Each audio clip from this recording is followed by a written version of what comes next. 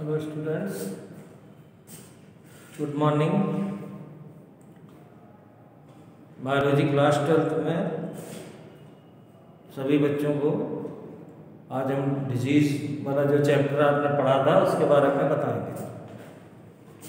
तो एक चैप्टर आपने पढ़ा था ह्यूमन हेल्थ एंड डिजीज़, तो उसी का हम लोग थोड़ा सा रिवीजन करते हैं। तो ह्यूमन हेल्थ में हेल्थ वर्ड क्या है? तो हेल्थ का मतलब होता है अगर हम मेंटली, फिजिकली और सोशल सभी तरह से वेलबींग हैं तो हम इसे हेल्थ कहेंगे। यानी हम शारीरिक रूप से, मानसिक रूप से और सामाजिक रूप से सभी तरह से अगर स्वस्थ कंडीशन में है तो इसे हेल्थ कहेंगे। अब हेल्थ को हम इजीली हम थोड़ा सा समझ सकते हैं इस तरह से कि जैसे हमारे जो बॉडी का इंटरनल एनवायरनमेंट है और जो हमारा एक्सटर्नल एनवायरनमेंट है, इन दोनों एनवायरनमेंट के बीच जब तक बैलेंसिंग कंडीशन बनी रहती है तब तक हम हेल्थी कंडीशन में रहेंगे। और जब हम डिसबैलेंस हो जाते हैं, यानी जो हमारा एक्सटर्नल एनवायरनमेंट है और जो हमारा इंटरनल एनवायरनमेंट है, दोनों में किसी भी रीजन से किसी भी तरह का डिसबैलेंस क्रिएट होगा तो फिर इसे हम अनहेल्दी कंडीशन कहेंगे। तो अब ह्यूमन हेल्थ और इसके बारे में जब हम पढ़ते हैं तो हेल्थ इफेक्टेड कैसे होती है? डिजीज यानी रोग। तो अब रोग दो तरह के होते हैं, सामने बोर्ड में हमने लिख रखा है। एक है इन्फेक्शियस डिजीज, इन्फेक्शियस यानी संक्रामक रोग, और दूसरा है नॉन इन्फेक्शियस डिजीज जिसको हम कहेंगे असंक्रामक रोग। तो संक्रामक या इन्फेक्शियस डिजीज किनको कहते हैं? ऐसी डिजीज जो किसी पैथोजन के इन्फेक्शन से क्रिएट होती है वो कहलाती है इन्फेक्शियस डिजीज। जैसे हम इसको हिंदी में इस तरह समझ सकते हैं कि अगर कोई रोग कारक जीव है वो हमारे शरीर में संक्रमण करता है और उसके संक्रमण के कारण कोई रोग उत्पन्न हो रहा है तो हम इसे कहेंगे संक्रामक रोग। ठीक है?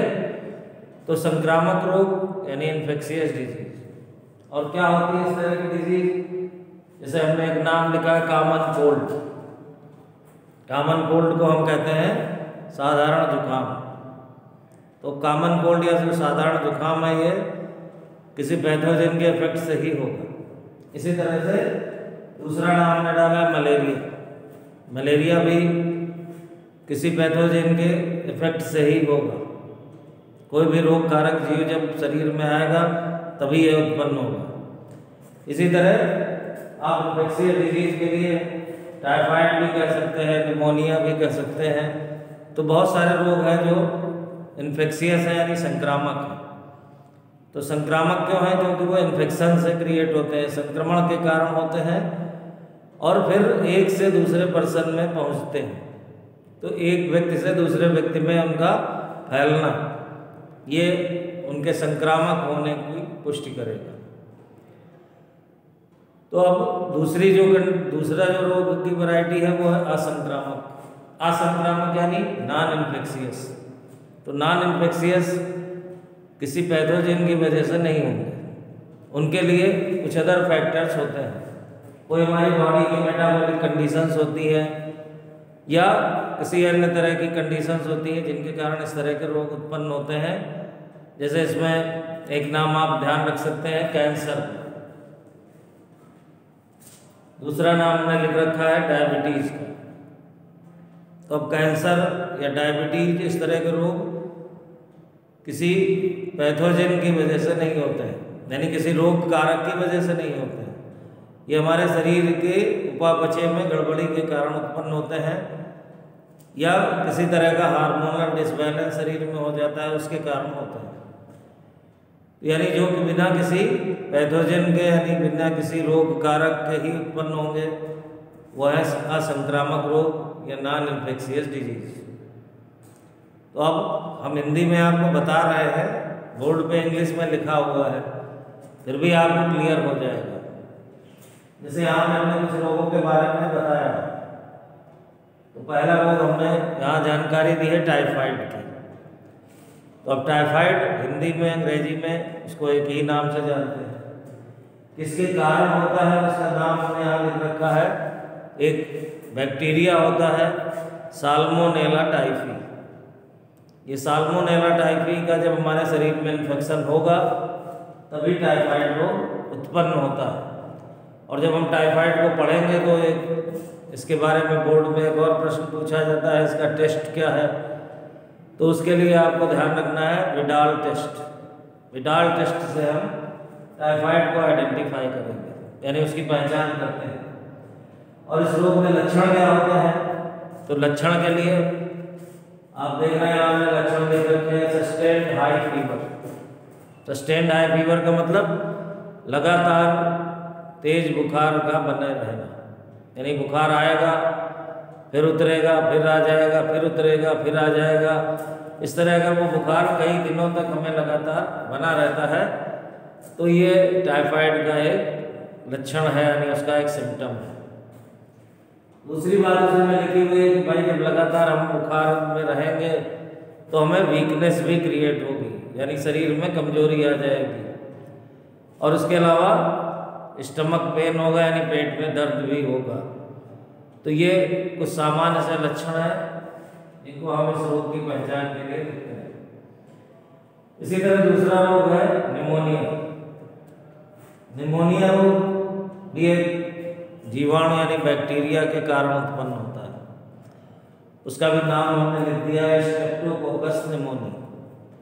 तो स्ट्रेप्टोकोकस निमोनी के इन्फेक्शन होने पर निमोनिया रोग उत्पन्न होगा।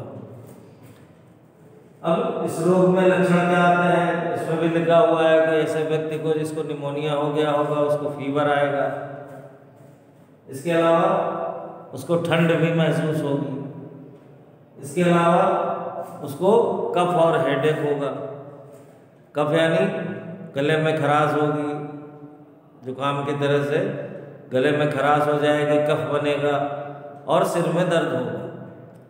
तो अगर इस तरह के लक्षण उत्पन्न होते हैं तो हम इसे निमोनिया मानते हैं। फिर तीसरा रोग दिया है हमने मलेरिया। मलेरिया रोग ये भी बहुत ज़्यादा आप देखते हैं हमारे देश में फैलता है। और इसका मेन कारण क्या होता है, प्लाज्मोडियम। तो प्लाज्मोडियम नामक एक प्रोटोजोवन पैरासाइट है, यानी प्रोटोजोआ परजीवी होता है जो मनुष्य के शरीर में पहुंचकर मलेरिया उत्पन्न करता है। और ये प्रोटोजोआ मलेरिया उत्पन्न करने के लिए उत्तरदायी है, लेकिन इसकी केवल एक ही जाति नहीं है। हमने यहाँ एक स्पीसीज लिख रखी है वाइवैक्स। इसके अलावा इसकी 3 और भी जातियाँ हैं, Plasmodium malariae, Plasmodium falciparum, Plasmodium Oval. तो 4 अलग अलग जातियाँ हैं प्लाज्मोडियम की जिनकी वजह से मलेरिया रोग उत्पन्न होता है। तो हमें इस रोग के बारे में भी समझना है। फिलहाल हम यहाँ 60 में उनके केवल कारण बता रहे हैं और लक्षण बता रहे हैं। तो मलेरिया रोग में जो लक्षण होता है वो होता है जाड़ा देकर तेज बुखार का आना। जैसे हमने यहाँ लिखा है चिल्स एंड हाई फीवर, यानी ठंड के साथ बुखार का आना। तो मलेरिया के रोगी को आपने देखा होगा कि उसको बहुत तेज झाड़ा भी लगता है और तेज फीवर भी आता है। तो अगर और तेज ठंड के साथ फीवर आ रहा है तो ये मलेरिया का लक्षण हो सकता है। और फिर दूसरी बात उसमें हमने लिखी है recurring 3 to 4 days. Recurring 3 to 4 days का मतलब जो बुखार आता है वो फिर 3 या 4 दिनों के अंतर पे रिपीट होता रहता है।